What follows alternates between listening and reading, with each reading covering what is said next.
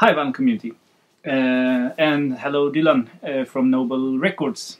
I saw you had a contest up, so I was thinking a little bit about the questions, and I decided to that I'll gladly ship in some answers for that, be a part of the contest, because it was awesome questions that got me thinking. So this is going to be a long video, probably at least, and unedited. My backdrop is, I have my records there. You're used to see that, but I can't turn my computer. Okay, anyway.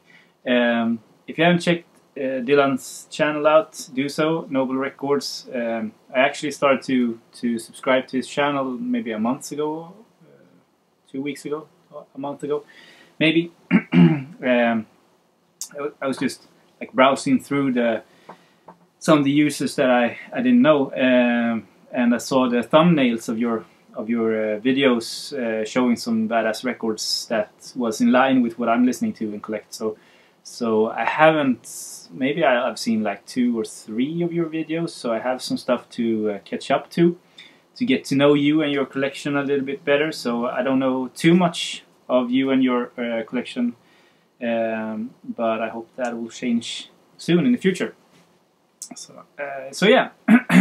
And the contest is called Vinyl Biography, which I thought was an awesome idea to talk about your vinyl biography. And the first question was, what was your first memory with vinyl? And you have to understand that I'm born in 1983, so I'm 35 years old, and I grew up in a time where CDs was the main medium or media. And when I got older, it was like MP3s, and I even had a mini disc player. So I was more maybe part of the MP3 generation with pirating music off the web and stuff like that. But I had or have a fairly decent CD collection of metal and grunge and stuff like that. But we're here to talk about vinyl, and my first real memory of vinyl is from when I was maybe 6-7 years old, and my dad came home one day with a CD player and some CDs. He got a CD player, and this has to be back in 1989 maybe, 90. And that was the new thing. He was so excited, and he didn't want his records anymore. He didn't play them, so he put his record player in my room, and I'm 6-7 years old, and his crates of records maybe had like 60-80 records, something like that.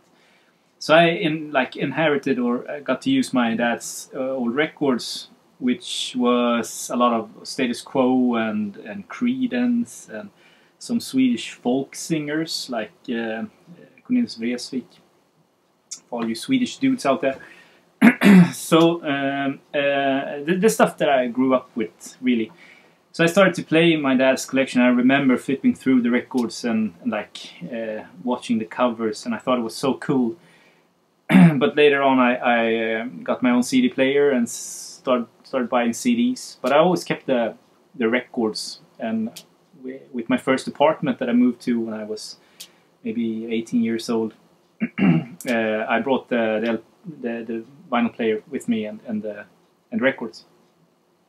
So yeah, that's my first real memory. I had an uncle also who gave me some records, maybe 30-40 records, with some metal or heavy rock, like I think there were a Guns N' Roses record and a Maiden record, and I remember one record with Hanoi Rocks that I thought was really cool, looked cool, but too scary for me back when I was 6-7 years old. And there were a record that I thought was rubbish, 60s record, and they looked so ridiculous on the cover, and it was called, the group was called Smoke, and I think the record is called Up in Smoke or something like that. And I sold that when I was maybe 15-16 years old. I got nothing for it really, and nowadays when I really am into vinyl, and started to collect vinyl up in my 20s, I understood that that was a pretty rare record, and today it would be cool to have that in my collection. But yeah, that's the way it goes, I guess. So yeah, that's the first question, I guess, the first memory with vinyl. The second question is, what was the first record you fell in love with? And as I said, I'm part of the kind of CD generation, maybe. And the first CD I really got heavily into, and sort of like finding my own music voice, understanding what I was sort of, what genre I really was or should be a part of, was when I heard Nevermind by Nirvana the first time. I had there were a friend of mine, a girl, that introduced me to that CD, because before that I was heavily into rap music and techno and rave and some skate punk. I didn't know really what my musical identity was, and I listened to the stuff that other kids in school listened to just to fit in, you know. But when I heard that, it just blew me away and totally changed me. Reading the lyrics, understanding the you know, question authority and finding yourself and all that shit. I started to buy all the Seattle bands like Soundgarden and Pearl Jam, and starting to create my own kind of voice, or listening to my own voice. And I started to wear like ragged jeans and started to play guitar and you know, stuff like that. I'm not unique in any way, having gone through that sort of journey. But yeah, that record or CD in this case, Nevermind, was really the first record I really fell in love with. When it comes to LPs, and now we jump ahead to maybe when I'm 14, 16 years old, something like that, I started to realize that it was cheaper to buy LPs than CDs, because CDs were more expensive, and they were really like shipping out records for next to nothing. And I had a record player, so I thought, like, why don't I just buy the record instead? And one of those records was this one, and that I still have in my collection, Tom Waits' Rain Dogs. And I thought, like, it was so cool you could buy this for $1 and get exposed to new music. For me, this was new music that I hadn't heard, that I thought was so good, and you had the big picture with great letters, just like the way it's meant to be, and you got a booklet that you could read with huge letters and pictures once again. And so I started to buy these like records that I found for $1, and I went to thrift stores and markets and stuff like that, and I bought records instead, because that was the only thing I could afford. I mean, I bought CDs also, like Metallica and Oasis and Verve and stuff like that, which I also adore still to this day. I don't own it on vinyl, but yeah, this was the first I fell in love with. And jumping ahead a little bit more, when I started to really like listening to music the way I'm doing it today, like really absorbing new stuff and try to find obscure stuff, and yeah, I fell in love with this record. And my first copy of this was a EG kind of press. I think I had it on CD also before that, maybe. And now we're at like 2004, maybe 5, something like that. Yeah, King Crimson's first. I mean, all the way through, I mean, the cover and the music just blew me away, still blows me away to this day. Fantastic music. And I got a hold of a dead first UK press of this, not that long ago, maybe 4 years ago, 5 years ago, something like that. So yeah, definitely one that I really fell in love with. But there's more records I could show you, but I'll stick to those in the meantime. Now let's segue into the third question, which is what record or records had great significance to you. Now, I told you about the girl that showed me Nirvana and that blew me away, and it changed my life completely. I mean, changed my life, really, when I found my own identity and stuff like that. So obviously this record is of high significance to me. And that girl, which was one of my best friends back then, is today my wife. So this is a band that we definitely have in common, that we adore, which is pretty cool. We're best friends between like maybe 5 years of age up to 15, 16. Then we grew apart, our life started, and then we came in contact 4 years ago, about 4 years ago, and started to hang out, and today she's my wife. So obviously of high significance. Another record that is of high significance, and for me, I mean, there's hundreds of records with high significance in my collection and stuff that I don't have, because music do that to you. Or for me at least, it defines moments in life. You connect with moments in life, you connect to music, and this is also up there with the highest of significance, because I sat at home, I played Peter Gabriel's first record, and the song Here Comes the Flood came on, and it just blew me away, because I haven't heard it or listened to it at least before. And this is 4.5 years ago. When I was sitting down and listening to this, my then girlfriend comes in the room and shows me a pregnancy test and says that she's pregnant. So listening to Here Comes the Flood with Peter Gabriel, and I'm realizing that I'm going to be a father. And yeah, so obviously high significance. And I said to her that if it's a boy, we have to name him Gabriel, which she agreed on. And 9 months later, Annie came out. So yeah, every time I hear that song, I start to cry. I almost start to cry now.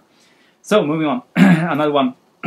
just because I want to show records is Mars Volta, Die Laust in Chromatorium, which also is one of those records that, as soon as I hear it, it brings me back to a certain place in life. In this case, a school trip at my university, where one of the guys there shoved a CD in the CD player, and I heard the first notes from this record, and it just blew me away. So every time I hear this, I can actually see the road through the windshield ahead of me.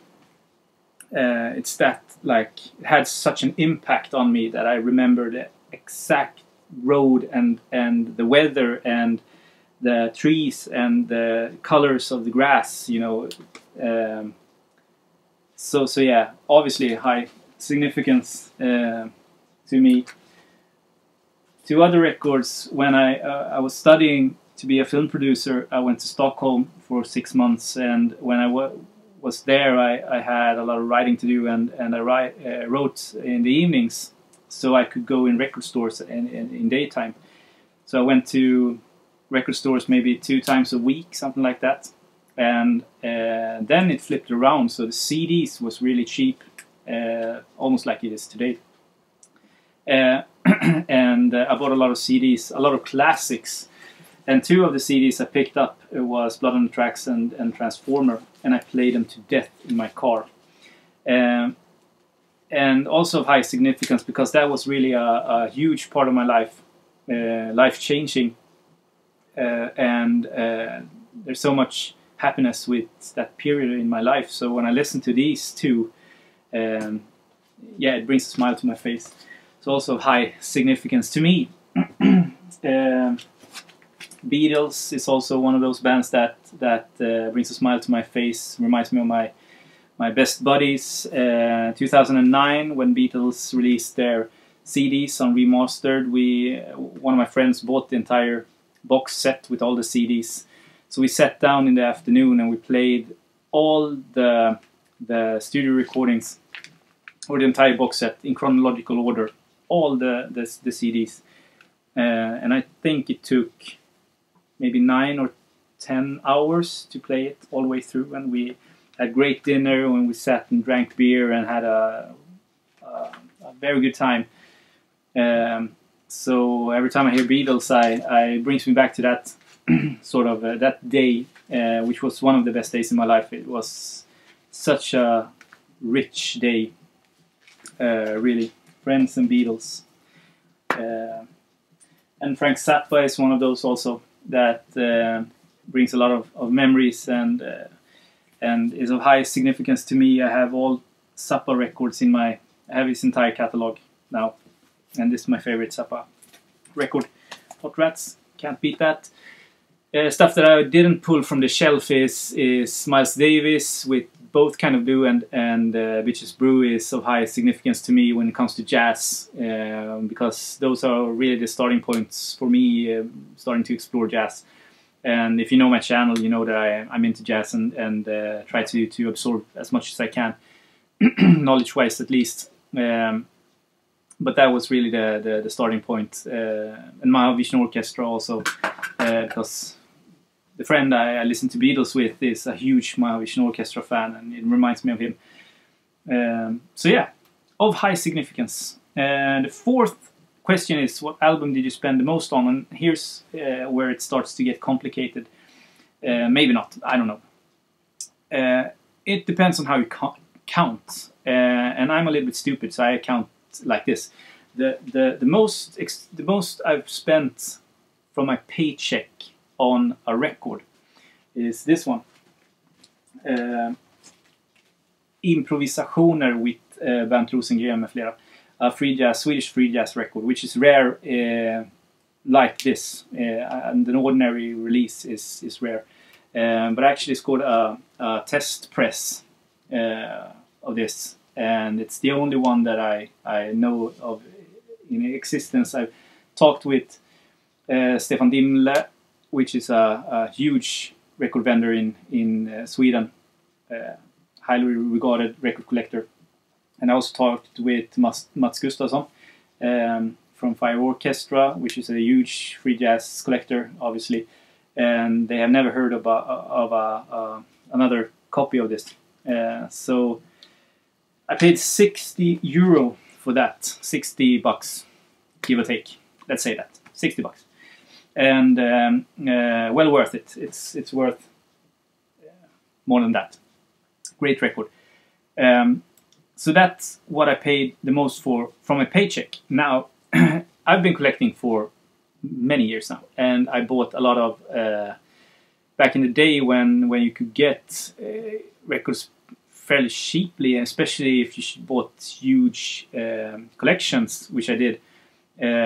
You could get records for $1 or $3, which I now am purging through my collection, and I'm picking out stuff that I never listened to, and I sell them. And maybe I paid like $1 or $5 back in the day, but I can sell them for €30, $30 or $50 today. So a year ago I started a new account where everything I sell, every record I sell, that money goes into that account, and I only buy records nowadays from that account. Now I have a very detailed Discogs list. I log everything I buy on Discogs. I write down how much I paid for it, and what grading it is in, and obviously what pressing and stuff like that, as much as I can. So I keep a tight catalog. So nowadays when I buy a record, I take money from the funds, and often I sell 10 records, put it in an account, but then immediately buy one record. And that way I know how much I actually am paying for the record. Do you get me? So let's say I buy a $200 record. I've never bought a $100 record. I take the money in the account and pay for the record with that. But I have a calculation where I can see how much I actually paid for it, which is maybe $20. So then I write down, when I log that record, I write down how much the guy got for it and how much I have spent on it, which is not $100. Maybe it's $5 or it's in total like $20. No, I don't take $150 from my paycheck and buy a record for. I sell records and I take that money and buy rarer records for. And one example of that is this Swanfridur, which I bought for €70 plus some trades. But those €70 were from a pot where I sold like 5 or 7 records. So maybe I've paid like, I don't know, I have it calculated, but maybe I paid like $20 for this in total. So that's how it works nowadays. When you have 2,500 records and a lot of them you bought for next to nothing back in the day, and you sell them, it's like nowadays it's like a self-playing piano almost. I sell stuff from the collection and I buy new stuff. I mean, there will come a time where I don't want to part with stuff in my collection, maybe, and then I have to take from my paycheck. But I think I have a long way to go before that. So yeah, that's the most I spent on record. And number 5 is my ultimate grail. And obviously I can't show them. I have them on reissues, so I could show you that. But I have them in order also. My third most want is, and it don't have to be a dead first pressing, US pressing, but I would like to have an early UK, US or German or anything like that pressing of Velvet Underground's first record with an unpeeled banana. And that's been on top of my want list for very, very long, because it's not only one of the best records ever recorded, it's a piece of art. The physical vinyl to me is a piece of art, so I would really like that, and I would spend a lot of money on that to get a good press or a nice copy of that. Third place. Second place is Comus' first Utterance. I would love to have a first UK press of that, and it's not unattainable. It's just a lot of money, and I think that in the future, with the account thing where I'm selling records to buy,